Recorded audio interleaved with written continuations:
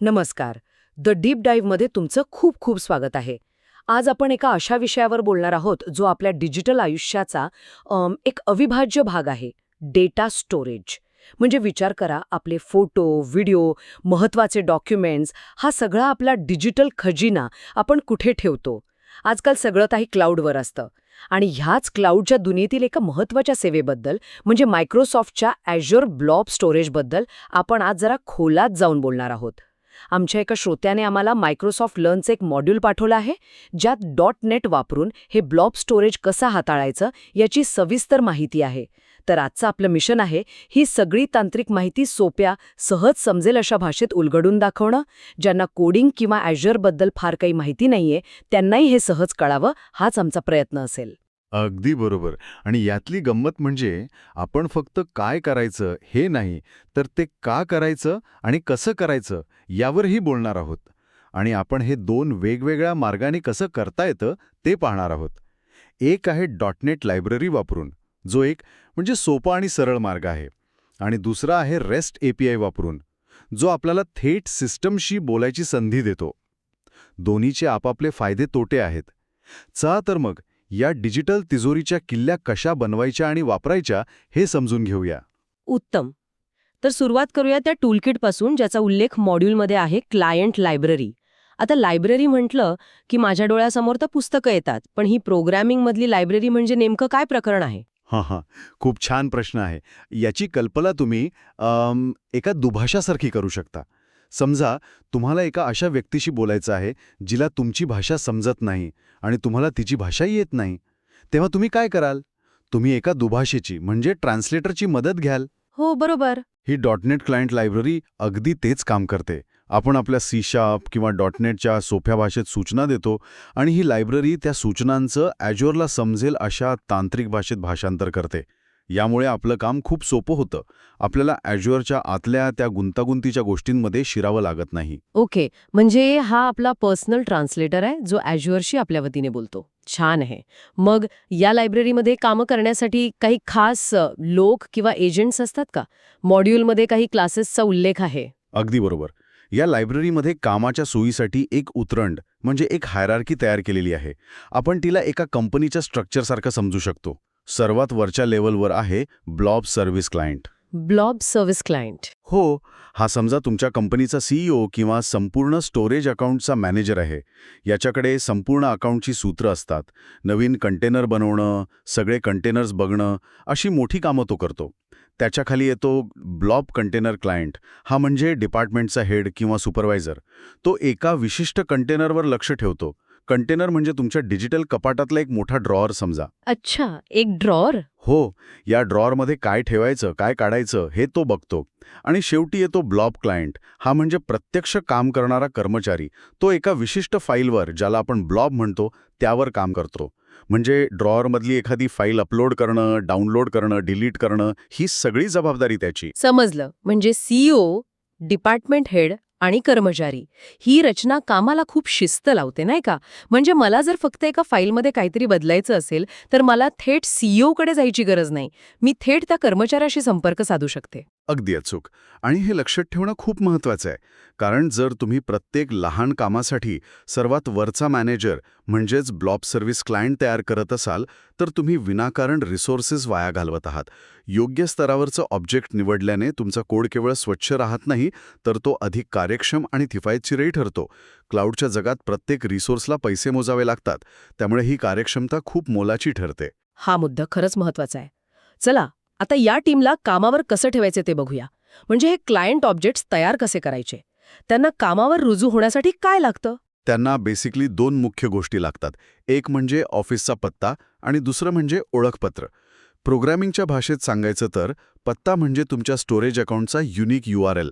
तो साधारणपणे HTTPS, मग तुमच्या अकाउंटचं नाव .blob.core.windows.net असा दिसतो.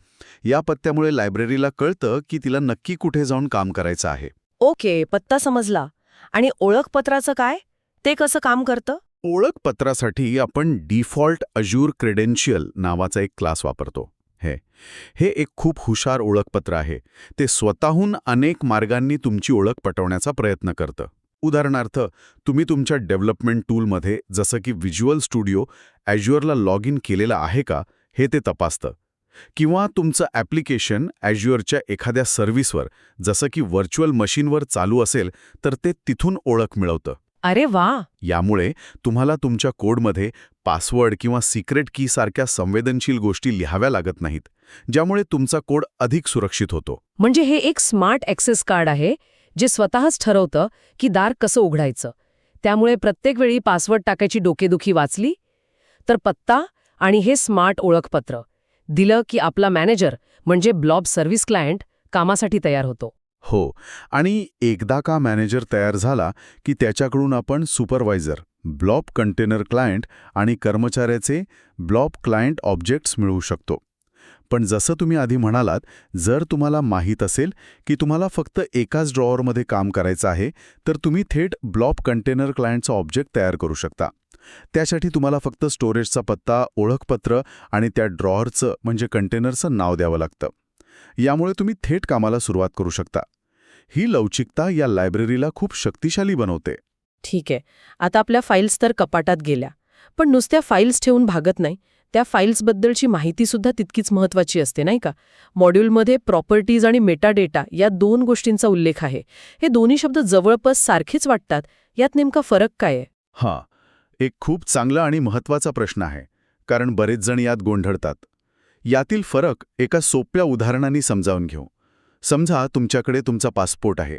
पासपोर्टवर तुमचं नाव, जन्मतारीख, पासपोर्ट नंबर, तो कधी इश्यू झाला आणि कधी एक्सपायर होणार ही माहिती असते.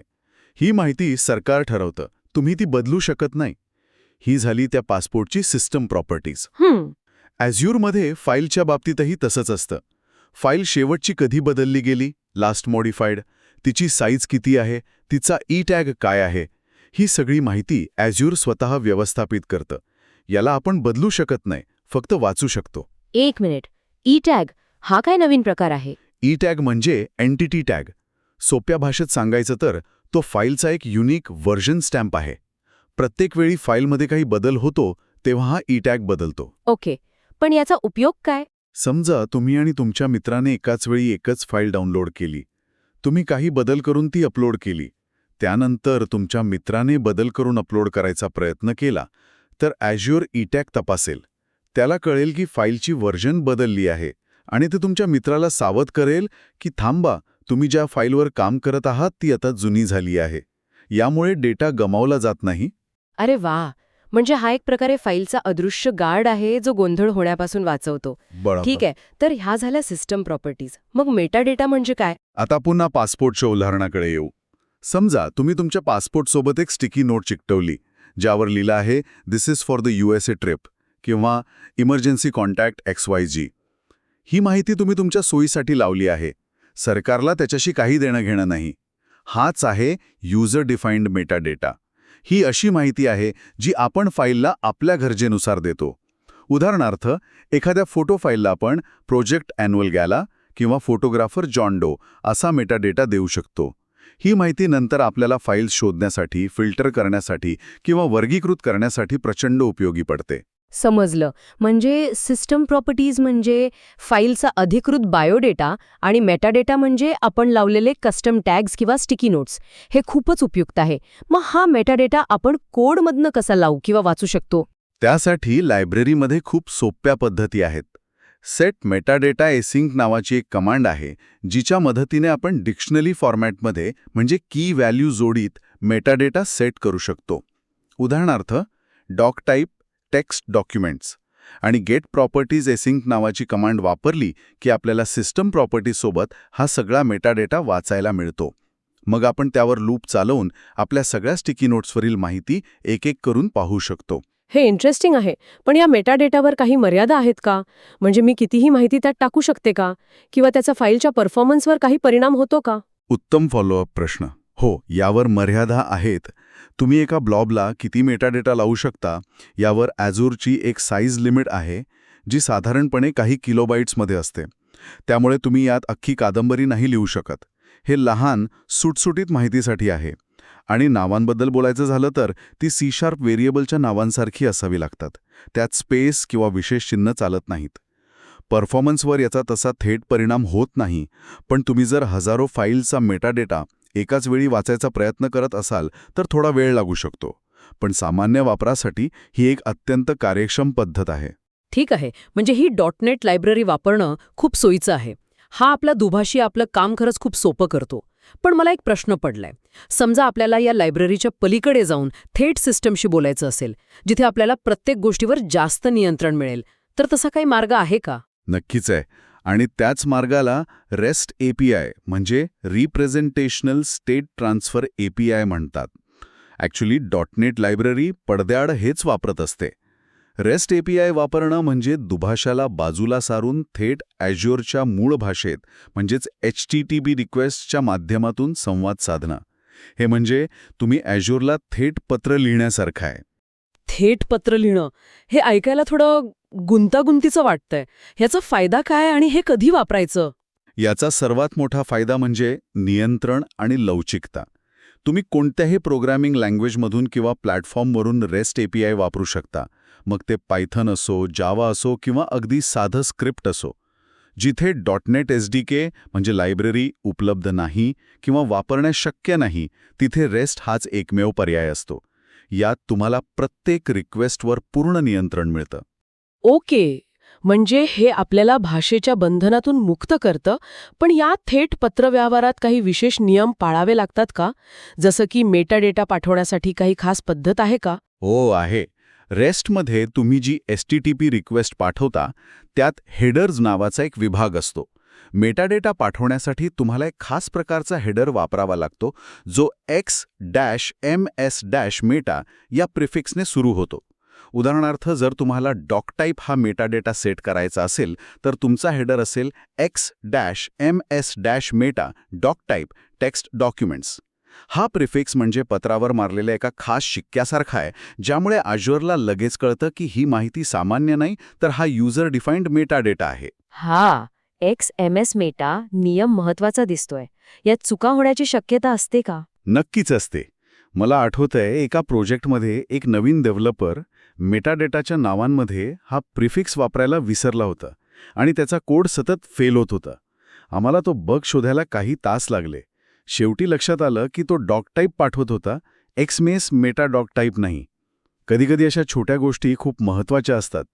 .NET लायब्ररी या सगळ्या गोष्टींची काळजी आपोआप घेते, त्यामुळे तिथे चुकायची शक्यता कमी असते.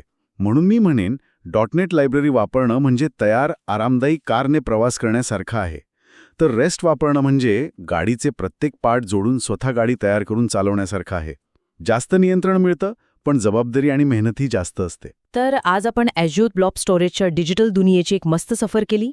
आपण .NET लायब्ररी नावाच्या दुभाषाबद्दल जाणून घेतलं. क्लायंट ऑब्जेक्ट्सच्या त्या CEO मॅनेजर कर्मचारी रचनेला समजून घेतलं आणि फाईल्सना स्टिकी नोट्स म्हणजे मेटाडेटा लावून त्यांना अधिक संघटित आणि हुशार कसं बनवायचं हे शिकलो. आणि महत्त्वाचं म्हणजे आपण हे काम करण्याचे दोन्ही मार्ग पाहिले. .NET लायब्ररीचा सोपा सरळ मार्ग आणि रेस्ट APIचा थेट अधिक नियंत्रणाचा मार्ग. आजच्या जगात जिथे डेटा हाच राजा आहे, तिथे तो योग्य प्रकारे साठवणे, व्यवस्थापित करणे आणि गरजेच्या वेळी परत मिळवणे खूप महत्त्वाचे आहे. तुम्ही एक साधं मोबाईल ॲप बनवत असाल किंवा मोठं कॉर्पोरेट सॉफ्टवेअर, डेटा मॅनेजमेंटचा पाया पक्का असणं गरजेचं आहे. आज आपण तो पाया कसा घालायचा यातील काही महत्त्वाच्या संकल्पना शिकलो. नक्कीच.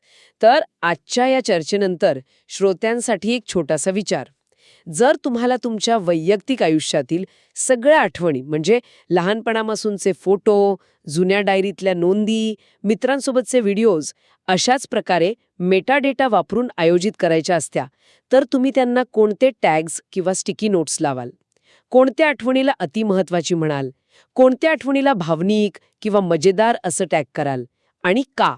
यावर विचार केल्यास तुम्हाला मेटाडेटाची ताकद आणि महत्त्व खऱ्या अर्थाने पटेल. पुढच्या वेळी भेटूया अशाच एका नवीन विषयाच्या खोलवरच्या चर्चेसह.